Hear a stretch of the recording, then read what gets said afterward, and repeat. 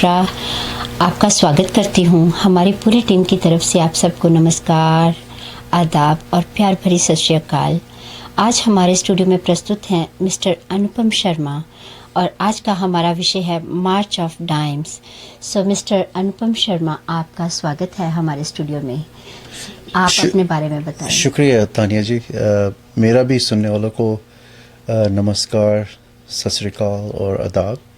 और आज मैं आपका आभारी हूँ, आपने मुझे बुलाया मार्च ऑफ डाइम्स ऑफ कनाडा के बारे में कि लोगों को पता चले कि क्या है मार्च ऑफ डाइम्स कनाडा। तो मैं मार्च ऑफ डाइम्स कनाडा का मैनिटोबा में रीजनल डेवलपमेंट मैनेजर हूँ और अक्टूबर 2016 से मैं इस पोजीशन में हूँ। मार्च ऑफ डाइम्स ऑफ कनाडा जो है वो एक सामाजिक संस्था है, चैरिटेबल ऑर्गेनाइजेशन है, जो कि 1951 में इस्टेब्लिश हुई थी ओंटारियो में। और उस टाइम पे मार्च ऑफ डाइम्स कनाडा का जो मुद्दा था वो था कि पोलियो को इरेडिकेट किया जाए। और ये प्रेरणा जो है, इंस्पिरेशन जो है मार्च ऑफ डाइम्स को, वो दी थी एलेनोर रूजवेल्ट ने। आपको याद होगा कि फ्रैंकलिन रूजवेल्ट जो हैं बहुत बड़े शख्सियत हुए हैं, प्रेसिडेंट रहे हैं यूनाइटेड स्टेट्स के। उनको पोलियो था और एलेनोर उनकी वाइफ थी। सो उस टाइम पर उन्होंने एक कैंपेन किया था जिसमें उन्होंने she implored the daughters, the mothers and the grandmothers to undertake a campaign in support of eradication of polio. तो उस टाइम पे उनका कैंपेन था कि घर घर जाके डाइम्स इकट्ठे करें और उससे डोनेशंस हों जिससे लोगों की हेल्प हो सके, पोलियो इरेडिकेट हो सके। सो ये पोलियो जो वैक्सीन था वो 1954 मतलब 1954 में डिस्कवर हो चुका था जोनास साल्क की तरफ से, जो कि साइंटिस्ट थे। और उस वैक्सीन से पोलियो किसी हद तक और ज़्यादा हद तक इरेडिकेट हो गया था। और जहाँ तक कि आज सुनने में आया कि दुनिया में पोलियो नहीं होता, क्योंकि वैक्सीन काफ़ी वो स्ट्रॉन्ग इफेक्टिव रहा है। तो पोलियो इरेडिकेशन के बाद जो मार्च ऑफ डाइम्स का मुद्दा था वो एक्सपैंड हुआ टू इंक्लूड स्ट्रोक रिकवरी। अच्छा जी। हाँ जी। तो फिर स्ट्रोक रिकवरी से ब्रेन इंजरी, तो यहाँ तक कि हाँ जी, so it has become people with physical disabilities. जी। सो मार्च ऑफ डाइम्स का जो मैंडेट है वो है to support people with physical disabilities. उनका जो मॉडल है वो ये है कि from hospital to family to community. तो जो पेशेंट हैं वो जो जब हॉस्पिटल में जाते हैं तब तो उनको सारी सपोर्ट होती है, पर जब हॉस्पिटल से बाहर आते हैं तब सपोर्ट की जरूरत होती है। और सपोर्ट की जरूरत होती है फैमिली को। हर किसी की फैमिली में सारे संभालने वाले नहीं होते। जरूर पेशेंट को संभालने के लिए वक्त भी चाहिए और घर के मेंबर भी चाहिए। हाँ जी। और उनकी सहानुभूति बहुत जरूरी है, क्योंकि एक अगर पेशेंट है, अगर उसको घर में कोई अच्छी तरह से नहीं संभालता तो उसकी बीमारी और भी लंबी हो जाती है। हाँ जी। तो उससे क्या है कि जो फैमिली का वो जो सपोर्ट सिस्टम है, जैसे आपने कहा कि हॉस्पिटल के बाद वो सपोर्ट सिस्टम और हो जाती है, जरूर और तरीके की सपोर्ट होती है। जैसे कि स्ट्रोक है तो उसके बाद उनको हौसला भी चाहिए, उसके बाद उनको सपोर्ट्स भी चाहिए, जो कि फिजियो चाहिए और उनका ट्रीटमेंट कंटिन्यूस चाहिए, उसके लिए खर्चे भी हैं। सो कई सीनियर्स हैं और कई जो फैमिलीज हैं वो इतना उस खर्चे को अफोर्ड नहीं कर पाते। तो इस हालात में मार्च ऑफ डाइम्स का बहुत बड़ा रोल है। और ज़्यादा मैं ये कहूँगा कि एक मॉरल स्ट्रेंथ जो है ना वो बहुत ज़रूरी हो जाती है, पेशेंट को भी और पेशेंट से ज़्यादा फैमिली को और केयर गिवर्स को। सो बात फिर आ जाती है दो चीज़ों पर, एक तो एक्सेसिबिलिटी और एक इंक्लूजन।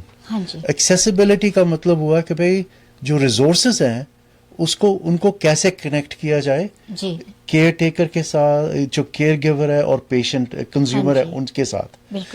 जो इंक्लूजन है वो बात उस बात पे आ जाती है कि आप सोसाइटी में कैसे पार्टिसिपेट कर सकते हैं। जी। सो आपकी जो अपाजता है जिसको हम या डिसेबिलिटी जो है, हाँ जी। हाँ, आज सोसाइटी एडवांस हो रही है। आज सोसाइटी में एक अवेयरनेस है कि disability is not an issue. So आप डिसेबिलिटी में एबिलिटी देखें। बिल्कुल। तो सो जो मार्च ऑफ डाइम्स का जो मुद्दा है, what they try to do is to provide for that platform कि हर इंसान को वही अपॉर्चुनिटी होनी चाहिए जो कि आम इंसान को होती है। बिल्कुल। सो चाहे अगर आप डिसेबल्ड हैं तो इसका ये नहीं मतलब कि आप निकम्मे हैं। नहीं, उनको जीने का हक नहीं है। हाँ, तो इसलिए उनको सपोर्ट करते हैं। जी जरूर। जी। तो आपके मार्च ऑफ डाइम्स का जो रिसोर्स क्या है, आपका ये संस्था चलता कैसे है? सो मार्च ऑफ डाइम्स जो है डोनेशंस, एक तो डोनेशंस पे चलता है और दूसरा ये सर्विसेज प्रोवाइड करते हैं। अच्छा। जैसे कि सो मार्च ऑफ डाइम्स को आप एक वन स्टॉप ऑर्गेनाइजेशन कह सकते हो जहाँ पे विभिन्न सर्विसेज प्रोवाइड की जाती हैं। सो ओंटारियो में मार्च ऑफ डाइम्स का एक मेजर कॉन्ट्रैक्ट है गवर्नमेंट ऑफ ओंटारियो के साथ, वो है इंडिपेंडेंट लिविंग प्रोग्राम। सो उसमें क्या है कि जिनको स्ट्रोक है या फिजिकल डिसेबिलिटीज है उनको इंडिपेंडेंट लिविंग होनी चाहिए। सो वो कॉन्ट्रैक्ट जो है वो मार्च ऑफ डाइम्स एडमिनिस्टर करता है फॉर गवर्नमेंट ऑफ ओंटारियो में। अच्छा, दूसरा इनके पास कॉन्ट्रैक्ट है जो कि वेटरन्स अफेयर्स कनाडा के साथ है, और वो प्रोग्राम जो है वो वोकेशनल सर्विसेज के लिए, एम्प्लॉयमेंट सर्विसेज फॉर वेटरन्स। सो उनको कैसे ट्रांजिशन किया जाए। बाकी के जो प्रोग्राम है जो डोनर मनी में आते हैं वो डिफरेंट डिसेबिलिटीज जो है उनको सपोर्ट करते हैं। फॉर एग्जांपल जैसे स्ट्रोक रिकवरी में है, तो अगर किसी को स्ट्रोक हुआ है उनको सपोर्ट चाहिए। हॉस्पिटल में एक उनका प्रोग्राम है विजिटेशन प्रोग्राम। सो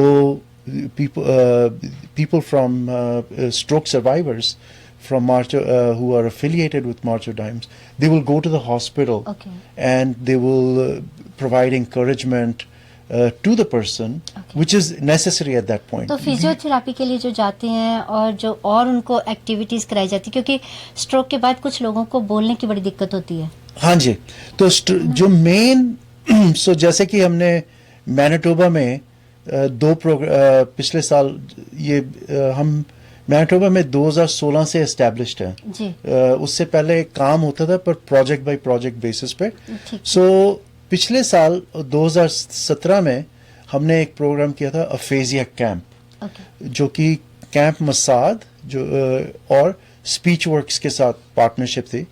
और ये सैंडी हुक में एक प्रोग्राम हुआ था वीकेंड कैंप। सो ये जो अफेजिया जो है वो एक कम्युनिकेशन डिसऑर्डर है। हाँ जी। So it is not an intellectual disability, क्योंकि उनको स्टेप बाय स्टेप समझाया जाता है, फिर से ट्रेन किया जाता है, A to Z से उनको शुरू से सिखाते हैं। सो अफेजिया जो है वो इज एग्जैक्टली दैट। क्योंकि क्या होता है कि अफेजिया में स्ट्रोक की वजह से अफेजिया होता है जी। सो अफेजिया के कई मैनिफेस्टेशंस, 3 मैनिफेस्टेशन है। एक तो ये हो सकता है कि आप बोल नहीं सकते जी। दूसरा ये हो सकता है कि आप समझ नहीं सक रहे, और तीसरा होता है दोनों ही। हाँ जी। सो और चलने में भी दिक्कत आती है। हाँ, वो अलग बात होती है। पर ये है कि जैसे हमने वो कैंप किया था, तो प्रॉब्लम ये होती है कि जो स्ट्रोक सर्वाइवर है जिसको अफेजिया है, उनको एक सोशल आइसोलेशन हो जाती है, क्योंकि कोई है नहीं उनके पास, कोई बात करने को नहीं है, और मन में एक हीन भावना आ जाती है। और एक तो ये, और एक जो केयर गिवर है उस पे स्ट्रेस आ जाते हैं। हाँ जी। सो जो अफेजिया कैंप है वो एक अपॉर्चुनिटी बन जाती है for people to go out, to have an opportunity to get together, recreate करना, उनको थोड़ा बिजी रखना, और उनको लाइफ में थोड़ा एंजॉय हो, वो अपने आप को नीचा ना फील करें, ये सब उनको बैलेंस करते हैं। सो जैसे हमने ये जो कैंप किया था अफेजिया का, एक रस्टिक लेक के पास कैंप है वो। एक एक्सपीरियंस दिया हमने जिसमें स्पोर्ट्स भी थी, रिक्रिएशनल एक्टिविटीज थी, फिर म्यूजिक था, फिर जी। अपना एजुकेशन एंड इंफॉर्मेशन अवेयरनेस थी.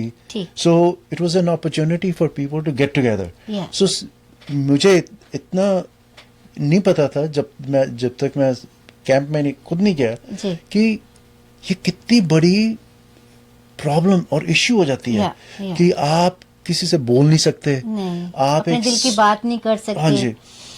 और कई घरों में तो ऐसा होता है कि जैसे अपनी हर कोई रोजमर्रा जिंदगी में इतना मसरूफ होता है कि उस पेशेंट को टाइम देने के लिए टाइम नहीं है उनके पास. सो हम पेशेंट नहीं कहते, हम सर्वाइवर कहते हैं. या सर्वाइवर. क्योंकि क्या है कि ये उसका दोष नहीं है या जिस पे बीती है. बिल्कुल. पर हम उसको एक उत्साह देते हैं कि वो एक सर्वाइवर है. बिल्कुल. सो जो स्ट्रोक सर्वाइवर है या जो फिजिकल डिसेबिलिटी का जो सर्वाइवर हाँ है, जी, हाँ जी. उनको हम सपोर्ट इस हिसाब से देने की कोशिश करते हैं कि वो एक नॉर्मल इंसान के जरिए के तरह तरीके जी सके और जी. पार्टिसिपेट कर सके. या उसमें केयर गिवर जो है उनका बड़ा रोल होता है, क्योंकि उनमें बहुत पेशेंस चाहिए. क्योंकि जब वो स्ट्रोक सर्वाइवर को संभालते हैं तो उनकी हालत बहुत बहुत खराब होती है. समटाइम वो